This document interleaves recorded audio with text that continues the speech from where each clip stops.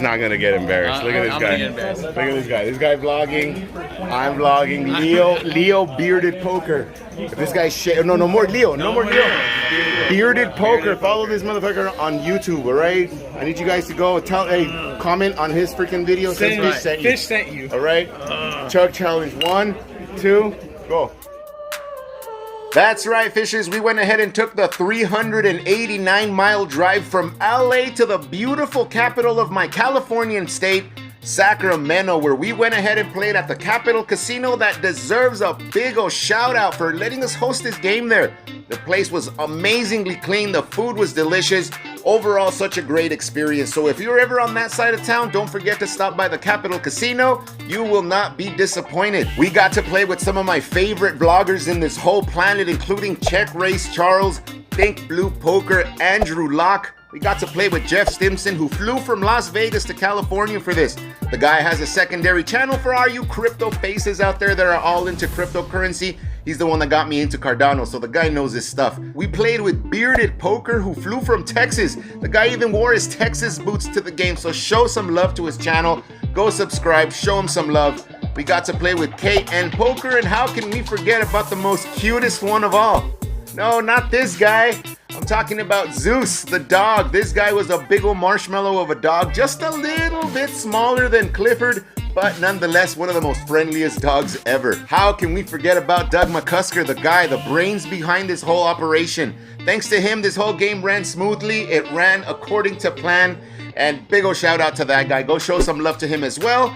Go show some love to me by clicking that thumbs up button. If you like poker related content, click that subscribe button, that notification bell. That way you're notified every time I upload a video. If you want to go on and give me just a little bit of extra more love, subscribe to my TikTok. It's FishPoker31. You don't even need an account to watch my videos. So go show some love, and without any further ado, let's go on and get into our poker.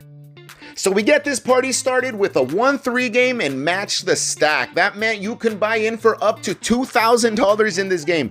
There was some guy over there that was not connected to the Meetup game that had a stack of about $2,000, and that's how much you were able to buy in. I only bought in for 400 bucks. I usually buy in for 300, but given that these games play a little bit bigger than a 1-3, I decided to put in those extra 100 bucks. For this first hand of the night, the under the gun player has put in a $6 bet. It's folded around to me, and I look down at this beautiful 4-5 suited. I don't know what is it about suited connectors that makes me feel like a freaking Pop-Tart, but damn it, I want to play this. Folding is my least favorite option. Go on and flatting is my least favorite option on top of that, and that only leaves one more option left. I 3-bet it to 25. Our opponent on the button makes the call. Shout out to this guy who brought so much action to the table. Our opponent under the gun, who raised it to $6, decides that he's basically halfway there. He puts the remainder $19, and we go 3 ways to a flop of queen, king, queen with 2 hearts. Our opponent under the gun checks. It gets back around to me, and even though I clearly didn't flop absolutely anything, I currently can't even beat the board, and I figure it's a great idea to continue my aggression by firing 30 bucks.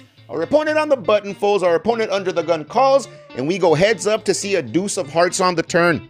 Under the gun checks, and even though I've been upgraded to a better hand where I could now beat the board, I decide to check back, and we go on and we see a free ace of hearts on the river. When this ace hit the river, I was able to clearly tell my opponent's face in disgust, and he didn't like it. And I know sometimes people go on and fake this, try to do a reverse tell, but this guy seemed genuine. This face seemed like the face of a guy who didn't want to see another heart. There's 4 hearts out there. My opponent checks, and I'm gonna go on and take advantage of the situation. With $135 in the pot, I go on and put out 100 bucks. My opponent thinks about it for a little bit over 30 seconds and ultimately decides on a call and turns over queen 7. Not only does that show how loose players were playing, opening up queen 7, calling 3 bets out of position, but it also shows how bad of a player I am. Nice hand, sir. Nice hand. All right, first one of the night. Check it out. Here with this guy over here who literally came to play poker. Look at that, man. All right, cheers. Salud. Woo. Here we have a ginormous pot brewing where one opponent goes all in, another opponent calls, and they both turn over a pair of 9s. One of them had 9-8 and ultimately gets there with an 8 on the river, which he didn't need, but he goes on and takes this ginormous $1,400 pot. Now we're on the button looking down at King 10 offsuit. There's been a few limpers, and once it gets back around to me, I make it $20. The small blind calls, the big blind is thinking of a number he can go on and raise me to, and ultimately lands on an all-in. He's all in for $450. Come on. Of course I'm gonna go on and fold because I ain't no damn fool. The small blind also folds, and our opponent who shoved takes it down. I'd like to think that this gentleman had aces, but the way this night's been going, everybody's been playing super wild, and he could have had just 2 napkins for all I know. Now we're on the cutoff looking down at ace 9 offsuit, and I make it 10 bucks. The action player on the button makes it 20 bucks. He gets 2 callers. I call, and we go 4 ways to a flop of 9-5 jack, rainbow. The early position players check, it comes back around to me, I make it $1. The dealer says it has to be $3, so $3 it is. It gets back to the button, he makes it 25. Both early position players fold, and given the fact that this gentleman has been playing all night without looking at his hand, and also the fact that he has only about $100 behind, this is where we have to rip it in. I'm all in, he snap calls and confirms my suspicions. I don't know what I have here. I know you don't. I know you don't. I have a 9. The turn is a queen, the river's a jack. My opponent goes on and folds his hand without showing, and we take this awesome pot down. Hell freaking yeah.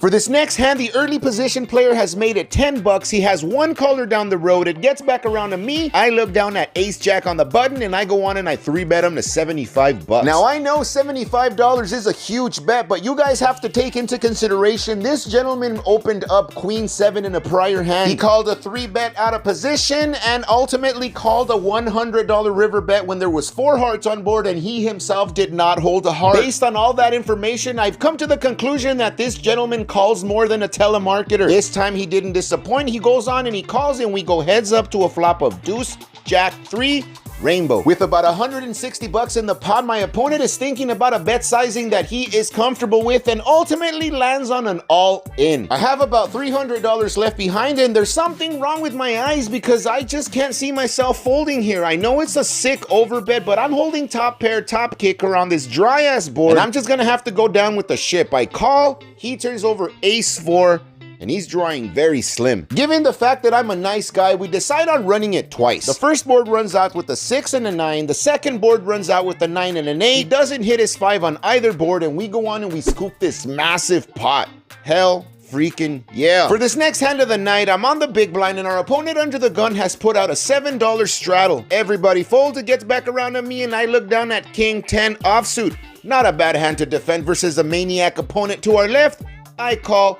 The maniac goes on and puts another 25 in the middle, making it a total of 32. I'm not gonna go on and let this guy punk me around anymore. I make it 100. He calls, we go heads up to a flop of king jack 7. I'm first to act, and I go on and I check in hopes to induce a bluff, but that doesn't happen as my opponent goes on and checks, and we go heads up to see a free deuce of hearts on the turn. Action on me, and I don't want this to check around again. I go on and put out a bet of 125. My opponent folds, and we go on and we take this nice $200 pot down. Hell freaking yeah. Now we're in middle position looking down at jack 8. I make it 16 bucks. We get 2 callers down the road, and we go 3 ways to a flop of queen 3-4. Our opponent in early position checks. I bet out 35 bucks. The late position opponent calls. Early position folds, and we go heads up to see a 3 on the turn. I'm first to act, and given the fact that I have 0 draws and I'm only holding jack high, the next logical thing to do is to go on and bet. I continue the aggression with 60 bucks. Our opponent in late position calls. We go heads up to see a king of diamonds on the river. Now I take this as a safe card, as every heart missed, ace deuce missed, ace 5 missed, 5-6 missed. These are all possible holdings that my opponent could possibly have. I'm fairly confident that he's not holding a king, because which king could he possibly have? Ace king? Highly unlikely. He didn't 3-bet us pre-flop, and if he was holding a queen, I think we would have heard from it on the flop, maybe even on the turn. But given the fact that I tried putting all these pieces together, I came to the conclusion that this gentleman has nothing. I go on and fire 80 bucks, and that does it. My opponent folds. This bluff gets through, and we don't go on and show him, because we're not about that life no more. We are rehabilitated fish that don't show our bluffs no more. So we take this one down. Hell freaking yeah. Now we're on the big blind looking down at pocket jiggities. Brad Owen, give me a shout out. Our under the gun opponent has made it 15 bucks, and it's been 3-betted by some other guy in late position to 60 bucks. Given the fact that I only have bad beat stories about jiggities, I'm not gonna go on and raise this. I'm gonna play it safe and make the call. Our opponent in the under the gun makes the call, and we go 3 ways to a flop of king 8-4. all of them of spades. I'm first to act, and given the fact that I'm a big old chicken, there's a king out there, there's 3 spades out there, I'm just gonna go on and I check. My opponent in middle position checks, late position player checks as well. We go on and see a free deuce of hearts on the turn. That deuce is as big as of a brick as they come. That deuce shouldn't have changed absolutely anything, so I go on and I check, hoping that somebody bets so I can fold. Luckily, nobody does that. It checks back around one more time, and we go on and see a 4th spade on the river. I'm pretty comfortable with my jack high flush, as if anybody had the ace or the queen, they would have bet it on the flop, maybe even on the turn, but since that didn't happen, I'm pretty comfortable with my jack high flush. I go on and I bet 50 bucks. Our opponent in middle position calls, late position folds, we show our jack, and we are good. We scoop a nice sized pot down, and we're feeling freaking great.